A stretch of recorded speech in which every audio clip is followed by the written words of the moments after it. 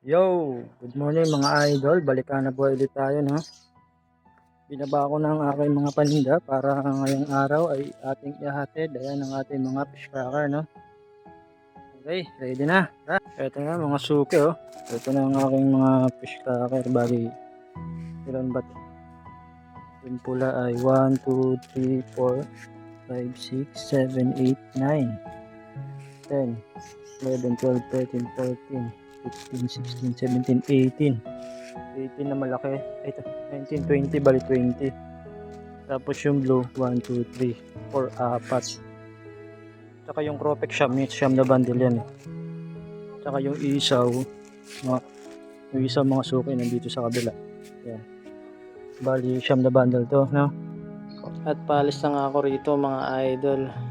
Nagbaon na rin ako ng tubig para hindi ako bili ng tubig.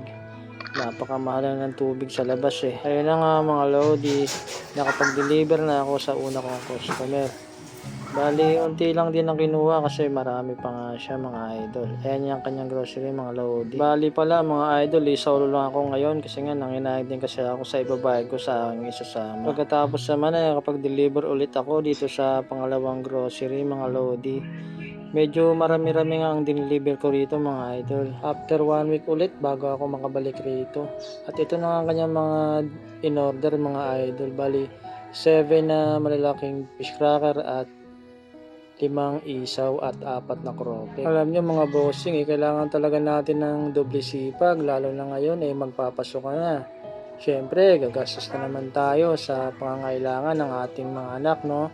Kailangan natin ng pambili ng mga notebook, bag, at kung ano-ano pa. Medyo nakarami-rami rin tayo ngayon, mga idol. Sa awa ng Panginoon ay, ayan na lang ang natira sa aking mga paninda. At yung nakita nyo na kulay blue na yun, ayun ay BO, binilik ng mga grocery kanina. Hindi ko pala na-i-vlog kasi nga ayaw din nila na masama sa vlog. Siyempre, siguro nahiya rin sila.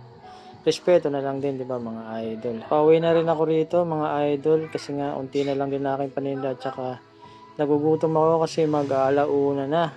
Medyo nalipasan na naman tayo ng kain mga idol. Ito lang ang mahirap sa hanap buhay namin mga idol kasi minsan nakakalimutan namin kumain dahil nga abala sa pagdadrive. Tapos syempre inuuna yung mga deliver kaya minsan nalilipasan ng gutom. Eto nga pala mga bossing, meron ako ritong Don's Spicy Vinegar sa mga gusto mag-order.